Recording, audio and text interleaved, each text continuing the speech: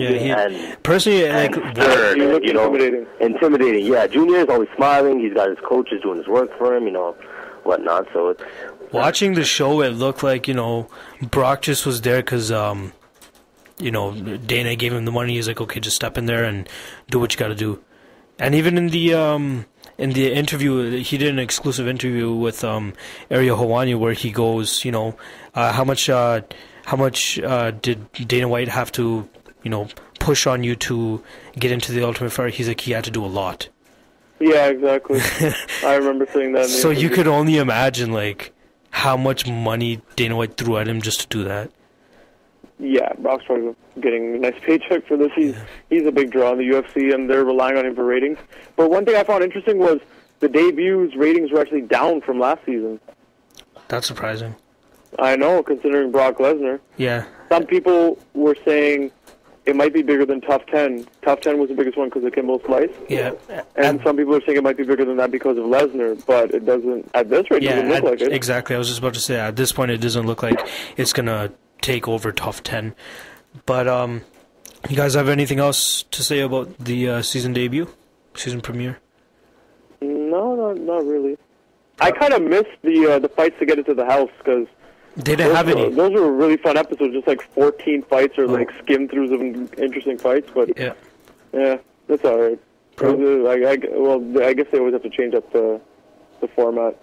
Hopefully the fights deliver this season then. Yeah. Do you like the way they picked the teams, or they didn't pick the teams?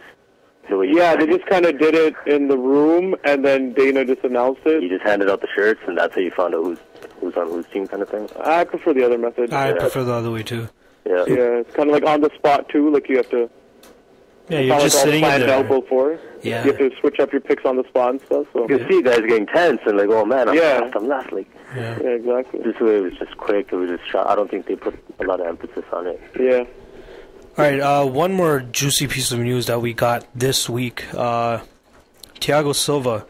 Oh, actually, I really want to talk about this. Nice job, Thiago. So this is the main story in case nobody knows right now. I'm sure you do. But Thiago Silva, he got caught for drug testing in the UFC 125 fight against Brandon Vera. He said that he took injections in his back because he pulled his back 45 days before the fight with Vera, and if he didn't take the injections, he would have had to pull out of the fight. And so he actually gave them a fake. He gave them a fake urine test. I don't know what they called it then. Adulterant. Yeah. No, he put something in the urine. Yeah, it says adulterant. He used a urine adulterant to cover his use of banned substances, and so he got booked and he got caught, and he lied, and then until he got caught, that's when he came clean. So he came clean after he got caught, and now he's going to be going in front of... Yeah, that's a good point to make. After he got caught, he came clean. He's going to be going in front of the State Athletic Commission April 7th in Las Vegas, which is a few days from now. So we'll have more news on that next week. But I want to get you guys' thoughts on this. What do you guys think of it? We were talking about this last night, actually, me and Tony. And I wasn't really defending Silva. I was just kind of saying, all right, let's give a little bit of credit where he actually didn't, deny it. You athletes nowadays, there's a lot of stories about steroids, different sports and bonds and this and that. He said, okay, yeah, I messed up. You guys call me. I'm sorry. I apologize. But then Tony also mentioned about during the fight how he was why is he knocking the bongo drums and all of that, and disrespecting him during the fight. He had that he had banned substances. Exactly. He had the advantage already. He was toying with him, and when I thought of it that way, I agreed. That was not cool. Yeah. I personally lost a lot of respect for Thiago Silva after he did. Like, it was cool during the fight and whatever, he's spanking the opponent. Like, he was destroying Brandon Vera. That was pretty damn evident. Yeah, but you knew what you did at the same time. So yeah, and like, he should have composed himself a little bit more, knowing that he possibly could have gotten caught. And he did get caught, and now it just makes him look like a bigger douchebag now by doing what he did. Yeah, man. That's exactly what I was saying, so... I don't know, man. He deserves a punishment. But at the same time, he's a wicked fighter. Yeah, I really like him. I'll still be cheering for him when he comes back, no doubt. One statement, the statement that he sent to MMA Junkie, I'm just going to read this for you guys. He said, "This was a terrible decision on my part for which I will be punished. I am prepared to accept this punishment, learn from it, and move on. I apologize to the commission, the UFC, Brandon Vera, and the MMA fans." So yeah, I read that quote. Is there any sympathy knowing that this guy is coming off? We know how bad this injury was. He's been gone for almost maybe about a year. It's a guy has a fight coming up now. It's a big card, UFC 125, and now he's kind of worried that his back won't hold up, and he takes these things just to help his back heal up, but then acts like a douche in the fight.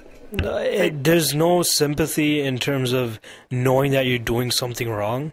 There's no nobody's gonna call you a little kitty for getting out of the fight. You know what I mean? For withdrawing from the fight. Just come clean. I have a back problem. Like I don't understand why you had to do that in the first.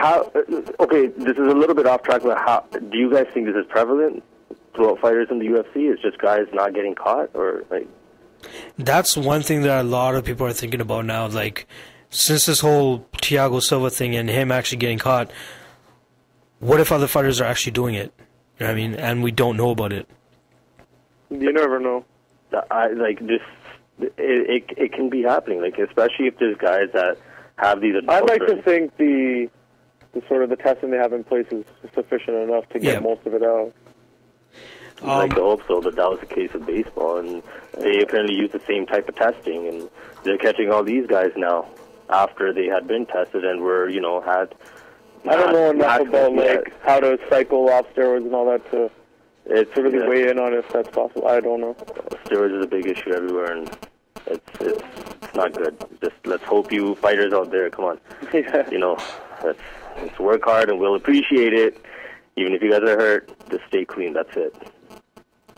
So Thiago Silva will probably be getting his sentencing this April 7th, and most likely it will be like a year out of action. That's what a lot of people are predicting. So Thiago Silva, regardless if he gets laid off, he would have got laid off from the back injury if he pulled out of the fight anyway. He probably would have been fighting now. You know what I mean? So yeah, you mess up and you serve the consequences, basically. And exactly. I think he would be smart to avoid what he did. But maybe he learns from it. I don't know. I'm starting to he seems very arrogant, even in his interviews and stuff. Do you think a rematch with Brandon Vera would be justified? No. No, because I think Vera would still get destroyed. Yeah. But especially the fact Vera needs a huge step down in competition. At one point, though, the fight that they had actually got changed to a no contest. So do you think Thiago Silva wants to go out there and prove that he can still beat Brandon Vera without... No, whatever he did in the first fight is still definitive, man. There's no interest in it for me. I just owned him too much. It wasn't even that Silva was that great. It was that Brandon Vera looked that bad. I personally wouldn't mind seeing Thiago Silva lay another ass whooping on him. Because if you look at it this way, 10 years from now, if somebody goes back and looks at Thiago Silva's record and be like, oh, no contest against Brandon Vera. You know what I mean? That's what it boils down to. Even, unfortunately, like the John Jones thing. He gets a loss on his record because of what happened to Matt Hamill. But they'll mention in the record that, it was a win overturned because he failed the test or whatever. So. It's always a little stain on a legacy, you know what I mean? Not saying that Thiago Silva has a legacy yet, but... Yeah. You know what I mean? Like on John Jones thing. Well, he's only lost to two really good fighters, so... Yep. Any more comments on this entire... I think that give Thiago one more, somebody else. Stay away from Vera for now. If he loses the next fight, then maybe there. Vera, I don't know. I just don't think I think he just needs to get an ass whooping, especially for this. They need to make an example of this. That's how I feel. I don't know. Well, what do you think is a correct punishment for Thiago Silva? If Hamill loses, what about that? If who? Hamill. If he loses, you should get Thiago Silva? To Rampage, That he should get Thiago Silva? What do you think? I don't know. I don't think they would do that. You think if Rampage loses, they would maybe put that fight on that was originally scheduled? Because Hamill just kind of stepped up because of an injury, so if he loses, then they might think, oh, he's not exactly ready, and just give him middle-tier competition again. Okay, if both Vera and Thiago are, Thiago's clean, and is that a fight that you think people, there's a challenge for Vera there, or no? I mean, for Thiago? No, I just don't see Vera doing anything. I don't know. You can't even. I don't want to put Thiago up there in the upper echelon of competitors, especially after this. And Vera just. I think if he does get a year suspension, throw Phil Davis in there with somebody, and then if Phil Davis wins, give him Thiago Silva. You think he'd win or lose? Thiago? Get Thiago Silva. Yeah, that's not bad. Because Silva's still kind of a name, and Silva's a he was name. supposed to fight Rampage, so if Davis takes him out, it really increases his stock. I think if he can beat Thiago Silva, he deserves to start fighting names. Yeah. I think, well, Thiago's not going to be ready for a bit now because of this whole scandal, which is good because Davis could use this time to really, up his game. Yep. Stand-up department. Exactly, that's what I was just about to touch on. So yeah, I'm honestly a little. It's getting me angry talking about this whole Thiago Silva thing now. So I'm gonna move right on. I got two more things I want to talk about before we jump into the preview for Strikeforce. The first being Michael Bisping and Chael Sonnen possibly coaching the next tough season. How do you guys feel about that? That'd be entertaining. That'd be very entertaining, man. Bisping actually came out and said that he liked Chael Sonnen and he thinks he finds the guy hilarious, which is pretty funny, but I'm pretty sure Chael would crack him. Yeah, eventually. I think, as Bisping takes it as a joke, he'll slowly, his temper will rise and rise and rise, and then bam. I personally think it will be a really entertaining season.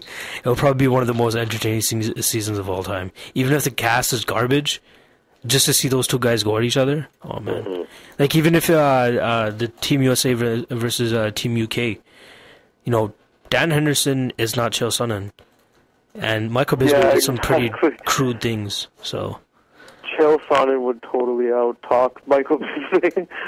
So in a fight, that would be interesting. Who takes it? Chael Sonnen, I think, would just run right through him in the fight. In the fight, yeah. Completely dominate. Tang was able to get Bisping down. That tells me Chael Sonnen will easily take him down and hold him down. Completely dominate. Is that what you're saying? Well, and stand-up, I'd give Bisping the edge. And if Bisping was able to, I don't know, possibly come up with some wicked takedown defense, then he could have a good chance. But if Chael Sonnen could get it to the ground, I don't see Bisping doing anything to him. Standing up, do you give the edge to Bisping by a large margin or just a slight advantage? Standing up, I give him a slight advantage. I wouldn't say a large. Because I was just about to say that. Chael Sonnen didn't look bad. He looked pretty decent against Anderson Silva. Exactly. I was just about to say that. He rocked Anderson a few times, it seemed like. So. Yeah, exactly. Well, you could argue that Silva wasn't that great. Yeah. Or wasn't, the true Anderson Silva in that fight. But at the same time, I think Silva's so good that even, Silva on his off night is still, if you clip him a couple of times, it's pretty impressive.